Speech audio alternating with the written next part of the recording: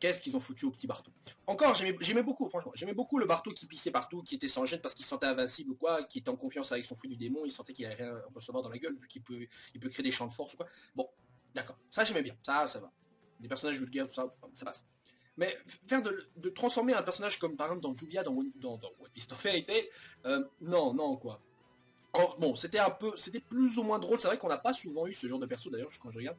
Non, en général, on n'a pas vraiment eu ce genre de perso. Surtout d'un homme vis-à-vis d'un autre homme, qui vient d'une admiration limite amoureuse. Enfin, bon, peut-être, évidemment, ça me déçoit un tout petit peu parce que je m'attendais pas à ça de ce personnage-là. On se donnait plein de théories. Ouah, bah, Barto, là, je sais pas, il a plein de trucs en tête, il a une vengeance ou quoi. Et bah non, en fait, c'est juste parce qu'il avait vu Luffy à Lockdown échapper à la foudre, machin, et qu'il croit qu'il est choisi par les dieux, et qu'il sera le prochain roi des pirates. Alors bon, techniquement, ça pourrait faire un allié. Voilà, bon, je dis ça, bon, ça fait un allié, on va dire. Il s'est fait un deuxième allié d'ailleurs, comme je l'avais prévu, hein. Comme j'avais prévu, en nom du Don Chinjao, parce que celui-ci, vu qu'il a retransformé sa tête, celui-ci peut réaccéder de nouveau à son trésor. Et donc, techniquement, est-ce qu'il pourrait pas enfiler un peu à Luffy aussi, en lui promettant vers la fin de One Piece, tiens, Mugiwara, tiens, ça c'est pour payer ma dette de l'autre fois, et hop, il lui donne une partie de tout son or. Enfin, soit. Mais en tout cas, il s'est fait deux gros alliés, enfin, il s'en est fait un, mais il y en avait qu'un avant. Enfin, bref, il a on connaît maintenant deux gros alliés de Luffy en plus. D'ailleurs, un pirate légendaire, hein, Don Chinjao, c'est pas n'importe qui, 500 millions de berries pour un ancien pirate, c'est quand même beaucoup. Enfin, bon, peut-être, évidemment, sur les autres instances, peut-être que c'est pas aussi faible que ça, 500 millions. On sait que Ace c'était 550 millions en étant le fils de Gold Roger, donc voilà. Enfin, soit. Donc ça, c'était bon. Ensuite, il y a un autre passage qui était assez, je dirais, rageant pour moi, c'est la partie avec Rebecca. Enfin, je veux dire, parce que bon, le reste, voilà, il n'y a pas tellement grand chose à dire. Il y a des gens qui voulaient vraiment que cette salope rejoigne l'équipage. Non, mais ça y est, ça va. Non. Et je suis sûr qu'il y a encore des gens qui vont vouloir, là. Certains vont dire, oui, mais elle avait des bonnes raisons et tout, mais le fils s'en fout de toute façon, donc il a fait rejoindre. Non, excusez-moi, mais une fille comme ça qui cherche par intérêt même à le faire, fuck, quoi. Par exemple, Nami, bon, elle était profiteuse, mais elle n'est pas allée jusqu'à ce point-là. Zoro, il a jamais fait ça. Usopp, bon, il a deux filles, une fois le film, mais bon, voilà. C'était malgré tout pote et il s'est excusé. Il voulait pas chercher vraiment à le tuer. Il voulait juste le battre, en tout cas. Le reste, pareil. Chopper, elle a jamais essayé, les autres aussi. Même Nico Robin, elle a pas fait. Elle a même préféré se barrer. Donc, non. En plus, elle est trop faible. La meuf, elle arrive même pas à donner, je sais pas, même pas à égratigner. Je suis sûr que les autres membres de l'équipage, ils arriveraient au moins à blesser une petite fois Luffy. Mais là, elle, même avec l'aide de Clochard, là, derrière une grille, il arrive même pas à lui blesser. Je veux dire, quand on regarde son design, je suis pas là pour me foutre de sa gueule, mais quand même, je dis les choses comme elles sont.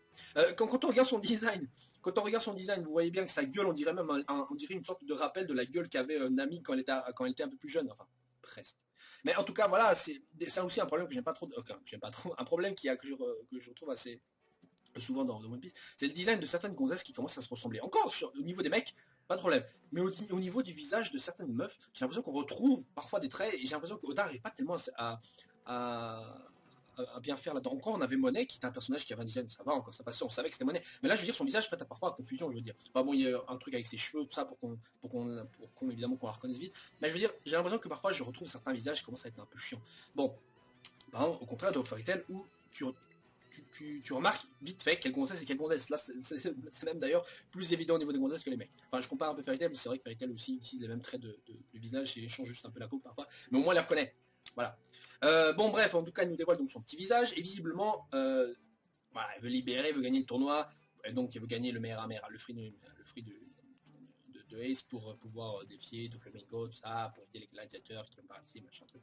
Bon, je passe les détails de l'histoire, pour l'instant je pense pas que ce soit vraiment très important de retenir tout ça. Tout ce qu'il faut savoir c'est que finalement le lien avec la poupée et finalement n'était pas n'importe quoi, c'était pas vraiment une relation d'ancien copain, petit ami, tout ça comme on le pensait, peut-être que c'était son petit ami avant et qu'il est transformé en jouet, je ne sais pas. Non, en fait, visiblement en fait le petit soldat avait de toute façon prévu, enfin le petit soldat, je l'appelle comme ça, vous savez bien. Le petit soldat unijambiste là, il avait prévu, donc celui qui était avec Frankie, avait prévu donc de les libérer de toute façon, lui et les autres détenus là. Aujourd'hui, donc comme je disais, tout se réunit maintenant, tout va se mettre en branle dans quelques chapitres, ou peut-être le prochain, je ne sais pas. Mais en tout cas, tout va se passer comme sur des roulettes, je pense. Ils vont arriver, le fil va se casser, le tournoi va être interrompu parce que bon, le ring va être changé visiblement. Ça a été dit en 15 minutes, je pense. 15 minutes dans un manga, c'est 3 tomes. Donc non, on va arrêter les conneries. Ils vont s'enfuir. Le fruit du Miramar, je sais pas où ils vont l'obtenir. En tout cas, on a vu un passage assez intéressant d'ailleurs avec comment il s'appelle ce trou de balle. avec l'autre là, l'allié de Barbe Noire, c'est-à-dire Burgess, où celui-ci discutait, et d'ailleurs il avait lâché un petit passage assez intéressant, comme quoi il fallait peut-être pas faire confiance à Aokiji. Alors on ne sait pas quelle est la nature de leur relation, on sait que Aokiji est devenu une sorte de mec freelance, hein, il fait pas partie de la marine, il fait pas partie des révolutionnaires, on ne sait pas vraiment de quoi il fait partie, mais voilà, il agit en solo, mais je pense qu'il n'a pas perdu évidemment tout son sens de justice au point de s'allier à Barbe Noire. Je suis sûr qu'en fait, il a peut-être, c'est peut-être Aokiji qui a prévenu Barbe Noire qu'il allait avoir le fruit du Meramera ici, qu'ils vont le gagner sans souci ou un truc dans le genre. Euh, voilà, bon, ils ont aussi parlé du Shiryu, c'est-à-dire le gars qui a été libéré, le Impel Down, celui avec l'épée, là, le grand là. Euh, euh, mais bon, il n'y a pas vraiment plus de détails que ça, donc je pense qu'on en apprendra plus par la suite. Il y a un gros truc qui se met en place. Je pense d'ailleurs qu'on aura bientôt la Tea Party, c'est-à-dire une sorte de réunion, je crois, entre tous les Yonko. Je suis sûr et certain qu'on aura ça, et j'espère que ça va, que ça sera cool. Bon, dans tous les cas, sur ce chapitre, beaucoup de mystères qui s'ajoutent de nouveau. Je pense pas qu'on aura un combat avec Burgos finalement. Je pense que celui-ci va juste s'enfuir aussi, et que tout le monde en fait va se casser. Que tout le monde va se casser, et que, comme j'avais prévu, donc la suite de tout ce bordel va se diriger donc vers les pays. Donc voilà, je pense que Dressrosa va juste, il va y avoir juste un petit bordel au niveau des détenus, des jouets, tout ça. Mais voilà, donc d'ailleurs on a des dates qui reviennent d'ailleurs les dates d'il y a 10 ans, quand il y a l'autre là, les deux gars, enfin je sais pas si c'était deux gars, mais quand il y a eu les gars avec le fruit du démon qui a transformé les gens en jouets, tout ça, et on sait pas si quelqu'un leur a fait perdre la mémoire, mais il y a des dates qui commencent à revenir, et tout est en train de se recouper. Certains se demandaient même si en fait Doflamingo était pas un peu comme Gold Roger, comme Gold Roger, et qu'en gros le D de Doflamingo ce serait pas un D de la manière qu'un Gold D Roger, alors qu'avant on le considérait comme Gold Roger. Bon, voilà, je sais pas si vous voyez ce que je veux dire, mais certains le considèrent comme ça, et on voit que la lignée finalement de Doflamingo est ancienne, est très ancienne, et date il y a je crois du siècle perdu, je sais plus, mais de la période perdue, enfin bon voilà, je sais pas quoi. Mais voilà, c'est encore une fois euh, un truc à réfléchir de la même manière que par exemple certains avaient noté qu'il y avait le logo par exemple le logo du drapeau de Flamingo par exemple sur l'un des sur les instruments de soins, les poches de son, je sais plus trop quoi qu'il y avait quand on avait vu pour la première fois Barbe Blanche ou quoi, il faudrait vérifier ça parce que j'ai pas les tomes de One Piece là.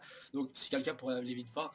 Donc il y a un truc encore secret après lui sur Doflamingo qu'on va certainement apprendre qui va nous retourner le ventre et qui va nous faire dire putain mais on a vraiment des cons de pas s'en être aperçus. Voilà. Bon. Sur ce, bon, on se retrouve la semaine prochaine donc et au prochain chapitre j'espère plus de réponses et encore plus de mystères parce que c'est ça One Piece. Plein de réponses mais certainement plus de questions après. Voilà. Sur ce, ciao. Zou